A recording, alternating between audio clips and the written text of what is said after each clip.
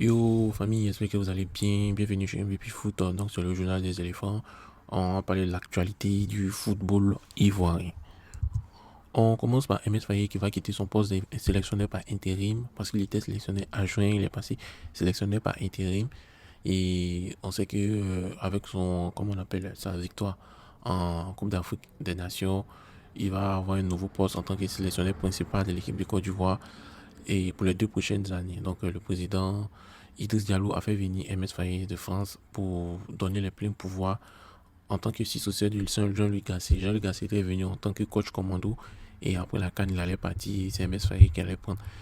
Sauf que les choses ne sont pas passées comme prévu. MS Faye était entraîneur plus vite que prévu. Malheureusement, heureusement que ça s'est bien passé. Donc, on va continuer. Et puis, il faut que la Côte d'Ivoire se qualifie pour la Coupe du Monde 2026. Et puis, la Côte d'Ivoire puisse aller remporter la Coupe d'Afrique des Nations 2025 au Maroc. On continue avec l'homme qui est derrière la mascotte de la CAN 2023. Il s'appelle Joré Saï. Il habite à Yopougon 3 Rouge. Il est diplômé de l'INSAC en danse et puis fait partie de la compagnie Moyer Ivoire. En tout cas, félicitations à toi.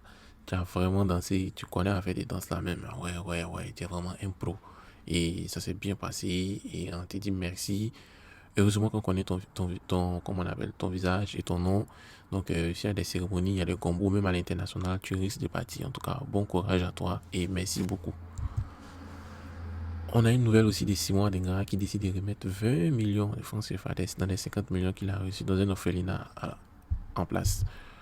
En tout cas, merci. Qu'est-ce qu'on va dire de notre Golden Boy, la Côte d'Ivoire, un Golden Boy qui s'appelle Simon Adingra. Imagine si Amad Diallo et Simon Adingra sont en forme.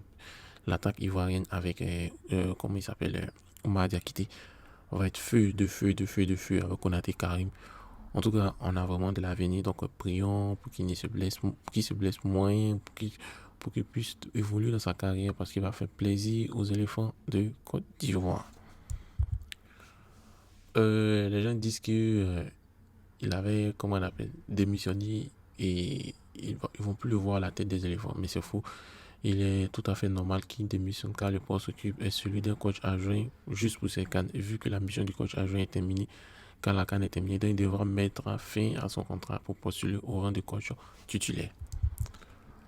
Et on dit un big up aussi à Alain Guamini, l'ancien gardien des éléphants de Côte d'Ivoire, héros de la CAN 1992, et il est de nouveau champion d'Afrique 2023 en tant que sélectionneur adjoint de Faye MS.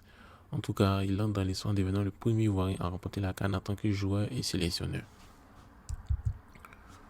Sacré Jérémy Boga, l'homme qui met son maillot à l'envers, il a fini par retrouver sa médaille qui avait disparu. Apparemment, c'est un certain Nicolas Pepe qui avait caché sa médaille.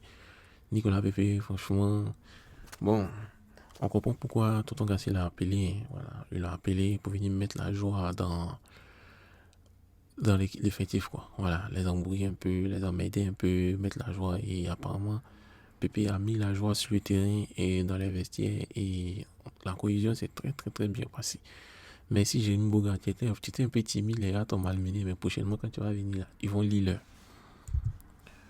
Et la Côte d'Ivoire va gagner 10 places au prochain classement FIFA mondial. Actuellement, on est 49e. On va passer 39e mondial. Et la Côte d'Ivoire aussi va gagner 3 places sur le plan africain. Donc on était 8e, on va devenir 5e africain.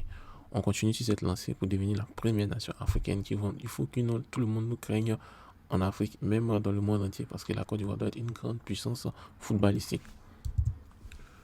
Le gardien Yaya Fofana, le Choco, il a été accueilli en héros dans son quartier à Niamey. En fait, il allait présenter sa médaille des champions d'Afrique dans tout son quartier. Et les gens sont contents, la population, surtout les enfants, ceux qui rêvent de devenir footballeurs, ils voient qu'un enfant de leur quartier est devenu champion d'Afrique. Donc, eux aussi peuvent devenir champions d'Afrique.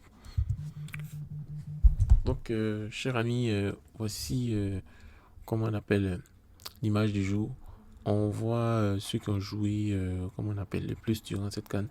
Et Evan Dika avec Yaya Fofana qui ont joué le plus de matchs. Ensuite, on vient Gislain Conan. Il a fait une sacrée performance depuis qu'on est passé au huitième de finale. Ce que Fofana, oui, Franck Kessie, oui, ils ont permuté. Ibrahim Sangaré, oui, je pense que c'était le grand perdant. Mais c'est pas le grand perdant. C'était la première à ce que la Côte d'Ivoire devienne une équipe forte. Et Jean-Michel Siri aussi, il est rentré à partir des huitièmes de finale, il n'est plus sorti. Serge Aurier, Wilfried Senghor, ils ont partagé un peu le temps de jeu. Ensuite, Mas Gradel, Sébastien Haller, Simon Dengra qui est rentré après sa blessure. Sébastien Haller a joué aussi. Willy Boly a contribué. Odilon Kosonou, Jean-Philippe Carasso, Oumar Diakité, Nicolas Pepe, même Christian Kwame. Voilà, bon. Jérémy Boga, ils ont commencé depuis le début de la compétition, mais après c'était un peu chaud. Ousmane Diomandé, pareil pour lui. Jonathan Bamba, Karim Konaté, Lazare Mani, Idriss Doumbia, il a joué une seule minute. Et qui dit de nos gardiens et de Chester Diallo. Bon, en tout cas, vous avez tous participé à la victoire des éléphants et on vous dit merci, merci, merci, merci. Même à ceux qui ont joué 0 minutes, vous vous êtes entraîné avec eux, vous les avez bien massés et grâce à ça, ils ont bien joué sur le terrain. Merci à vous et en avant les champions d'Afrique. En tout cas, dans la CAN, on a le 11 type de la CAN et on a 3 Ivoiriens, 3 Nigérians et 2 Congolais. Voilà. Ghislain Conan, Cédric Jean-Michel et puis Franck Kessier, ils sont, ils sont vraiment dans l'équipe type de la CAN. Et c'était bien. En tout cas, Cédric a vraiment mérité. Conan, waouh, Kedi, waouh, waouh, waouh, waouh. Et le coach de la CAN, il s'appelle MS Faye. Kedi, waouh, le génie tactique. Donc, cher ami, merci d'avoir suivi MVP Foot. On continue avec comment on appelle, les journaux des éléphants, les lives, les débriefs. On va essayer de trouver un nouveau programme vu que la compétition est finie. On va essayer de trouver un nouveau programme pour pouvoir vous, comment on dit, vous parler du football africain. Et aussi, on vous montre qu'on a une deuxième chaîne et comment on appelle, une deuxième chaîne YouTube qui parle de l'actualité du football en fait. Voilà. Donc, on pense qu'il est temps que vous passez, vous abonnez là-bas en fait. Donc, ici, c'est la Mougance 225. Nous sommes 118 abonnés. Quand on clique ici, voilà. On parle de l'actualité du football, mais ce sont des actualités en bref, un peu comme des analyses un peu poussées. On a parlé de ceux qui ont critiqué, comment on appelle, Mas Gardel, pour dire qu'il se nommé Paul Biya. On a parlé aussi de Roger Mila qui a critiqué l'attitude de Mas Gardel. On a parlé du maillot de Jérémy Boga. On parle un peu de nos footballeurs africains, Iliman Ndiaye.